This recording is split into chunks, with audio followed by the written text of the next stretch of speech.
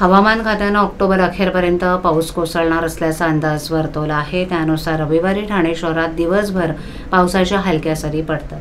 पावसाच्या या हलक्या सरींमुळे वातावरणात गारवा निर्माण झाला असून नागरिकांना उकाड्यापासून काहीसा दिलासा मिळाला आहे। मे महिन्यात सुरू झालेला पाऊस ऑक्टोबर संपत आला तरी थांबताना दिसत नाहीये। ऐन दिवाळीत देखील पाऊस कोसळला, मात्र हा पाऊस ऑक्टोबर अखेरपर्यंत कोसळण्याचा अंदाज हवामान अभ्यासकांनी वर्तवलाय। यंदाच्या वर्षात पूर्व मोसमी पाऊस कोसळला, नंतर मोसमी पाऊस आणि त्यानंतर उत्तर मोसमी पाऊसही सुरूच आहे। त्यामुळे पावसाचा काळ जवळपास 6 महिने झालाय। यंदाचं निम्मा वर्ष पावसात गेलंय।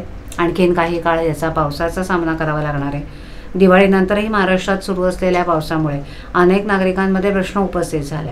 गेल्या काही दिवसांपासून ऐन सकाळी आणि दुपारच्या वेळेस कडक ऊन पडतंय।